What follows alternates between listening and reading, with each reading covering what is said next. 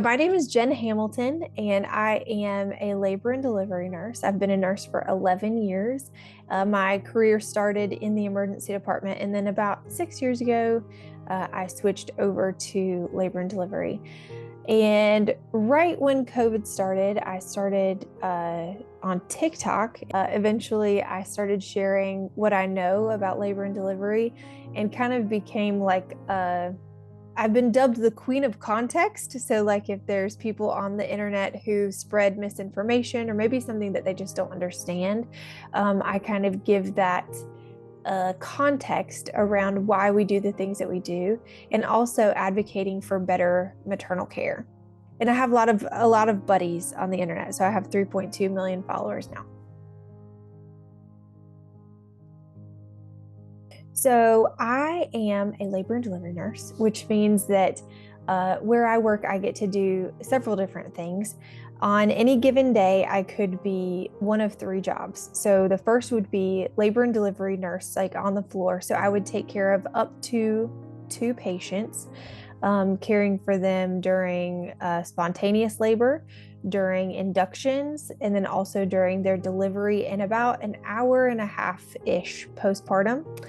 I could also be an operating room nurse, which means that during the day I would be circulating those operating room cases where I could be doing like a C-section, or I could be doing a tubal ligation or a cerclage, basically any of those surgery things that have to deal with the delivery part, or preventing someone from going into labor, like a cerclage. I also could be in that same role as operating room nurse, be a pre-op or PACU nurse, where I'm getting patients ready for their surgeries, or also recovering them after their surgeries. The third job that I could do is be something called the Rapid Response OB nurse, RROB, or the ROB, or as I call it, the Robert, because I think that's a cuter name. And what that means is that I am on call for 5 emergency departments in the system where I work. The hospital where I am, we're the only hospital in the system with OB capabilities. We don't have any obstetricians or anything at any of the other locations. So if someone shows up to one of those hospitals not knowing that they don't have OB capabilities, there's one other hospital that I would travel to be able to help in that situation if there's an OB emergency.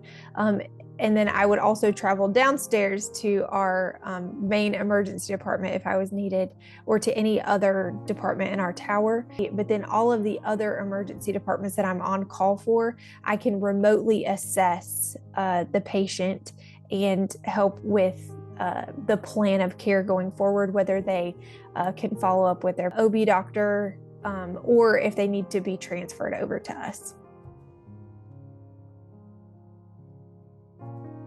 So my mom is a nurse, so I grew up around nursing, and I kind of knew for a long time that I wanted to be a nurse. I will say that I didn't know if I could be a nurse, because I will pass out. Anytime I'm given the chance to pass out, I will pass out. So that was something that I really had to overcome. It took a long time, but I did work through it, and now I can stick you anywhere, anytime. I got you. If you need a needle, I got it.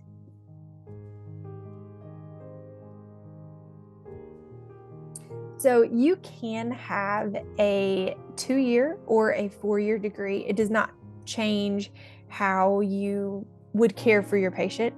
The 4-year degree is kind of just giving more of like that research background, more of like a leadership background. So I have a 4-year degree, but my husband, who is also a nurse, has a 2-year degree. So I can go into his job, he could go into my job. We can do the same things as a nurse.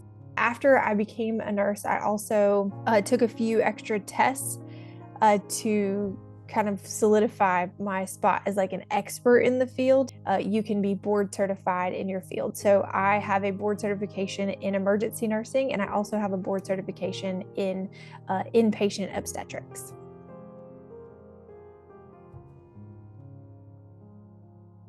So I would go into work, and we have something called huddle in the morning where we all sit together in a room and we talk about all of the patients that are there. And it's kind of like an auction, honestly, because some places they give you whatever patient you're going to have. But in my work, we get to pick our patients, which is really nice. Once I get report, I would go meet my patient and start to establish that trusting relationship, because I don't assume that I am a trustworthy person to them just because I'm wearing scrubs. I automatically assume that people who come into the hospital probably have had some traumatic experiences in the past, maybe with healthcare workers or maybe with other things that they've been through. And so it's very important to me that on that first meeting with them, I promise some things to them, like I promise to be your advocate. I promise to listen to you, to believe you, to explain things to you so you can make good decisions for yourself. And I also promise to never keep secrets from you. On labor and delivery, sometimes we don't want to scare people, but I say it's not to scare, it is to prepare, right? So if I see something on the horizon as a possibility, I want to talk to you about it early and often. So if it does happen, we're more prepared. If it doesn't happen, we just had an extra conversation.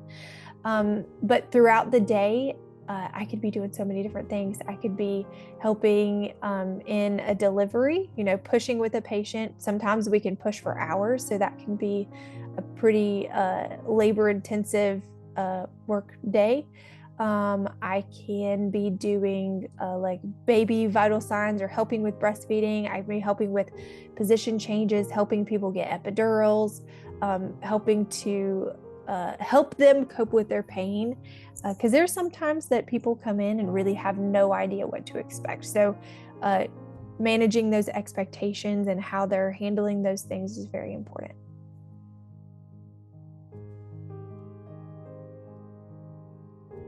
So on a day when I am the Robert, I don't take a patient in the morning. So I only go where I'm needed. Sometimes there's pretty busy days where you wish you could be in 3 places at once, and you kind of have to pick the priority situation at that moment. My day would differ in also that I carry what I call a bat phone, which is like the phone that all the emergency departments would have the number to, that they could call me if they need me. I attend all the deliveries on the unit that are happening. I get people started if they're coming into the unit needing like IVs. I go start difficult IVs on other units in our tower. If there's anything like a code cesarean, which means like a stat C-section where we have to go right now, I go to those. Code hemorrhage, where a patient is hemorrhaging, I go to all of those. If I do get a phone call from the one of the emergency departments that I would go to, I have like a book bag and a tackle box full of all of my emergency meds, and I would run, grab that, and go get in my car to go over there pretty quickly and figure out the situation over there. It can be kind of, I don't want to say scary, but it can be a little intimidating whenever you're probably the only person there who is an expert in what you're dealing with, because there's a lot of people who are experts in the emergency stuff, but obstetrics is kind of scary because you have 2 patients.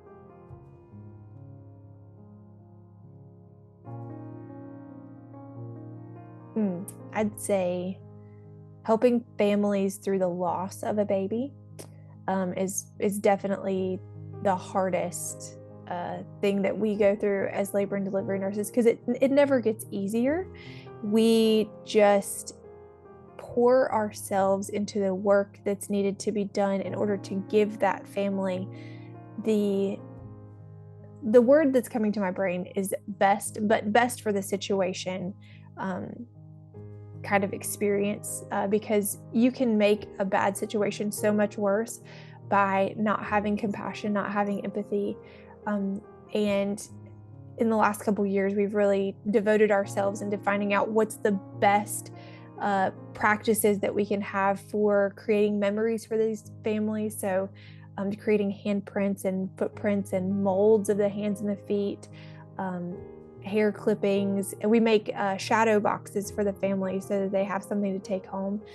So the way that I am able to process those feelings is definitely through pouring myself into making it as least traumatic as I possibly can, by making sure that they're able to leave the hospital not empty-handed, but with some things that they can take with them forever.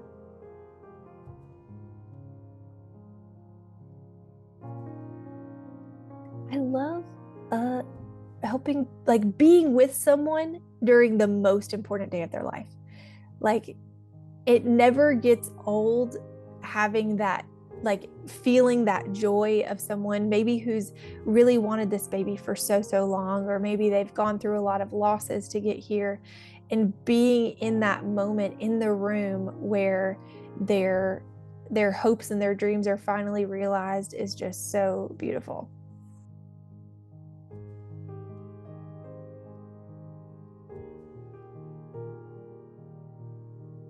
So I like to say to pack your suitcase, right? And labor is a place where we go that we don't know what the weather's going to be like when we get there. So I want you to pack your knowledge pajamas of all of the options that you have for pain control in birth.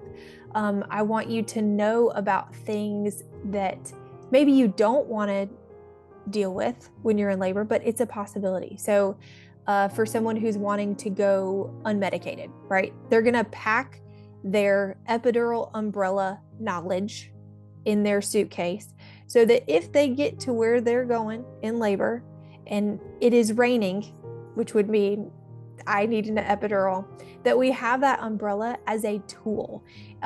Nothing is in our suitcase that we're going to use all of those things at one time, but we may get there and things may look a little bit different than we thought it would be. It looks a little bit different, but we have packed our suitcase full of all of the information that we need in order to deal with those things once we get there.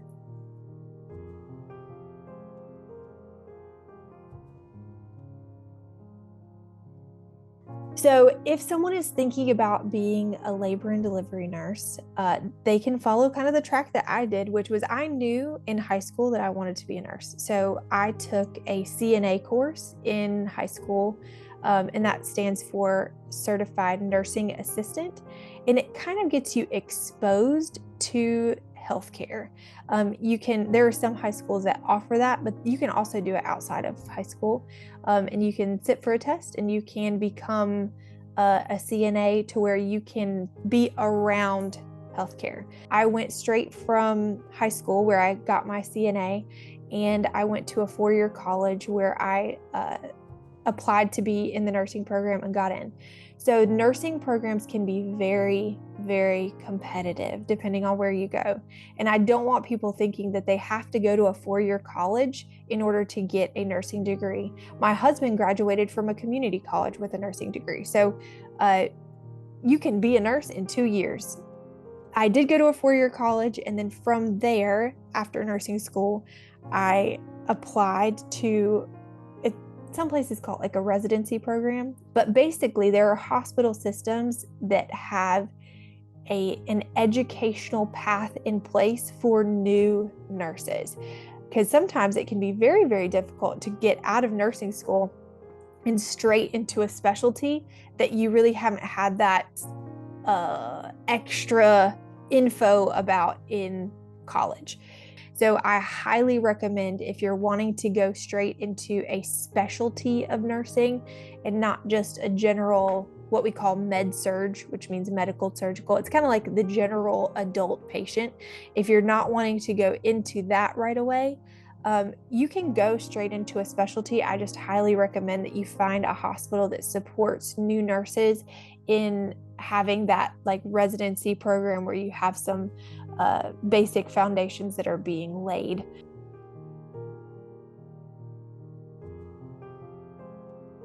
The best part about nursing is that it's 1 degree for like thousands of jobs. It's fantastic. So for instance, my husband, when he graduated nursing school, he thought he wanted to be an ICU nurse. He went into the ICU and he hated every moment of it. So, but what he could do from there is just apply to a different job. You don't have to go back to school. You don't have to go do a different residency program. You can go straight from being a nurse and go do a zillion different jobs. I love fast-paced environments. So things for me that I would really like would be like the emergency department, the ICU, the operating room, obviously labor and delivery. And there are nurses who really thrive on like more of a scheduled routine thing, which would be like med-surg. So you have more stable patients and your day is kind of on a schedule. Pre-op or PACU nurses who are very much working on a schedule. Some people work in an office where they work 9 to 5 every Monday through Friday. I hate that schedule. So I like working 12-hour shifts where I work less days a week, but longer hours in the day. There are so many things that you can do with a nursing degree, and you will never not have a job as a nurse. They're constantly in need of nurses. So I am so grateful that I became a nurse because I know that no matter what, somebody's going to need me. I wish that people knew that it's not just playing with babies all day. There is such a high level of skill needed to get to that point of having a beautiful, sweet little baby. And sometimes it doesn't always go the way we want it to. So there is a lot of medical knowledge and know-how and skill that's needed, but also a ton of compassion and empathy, maybe even more than the medical stuff.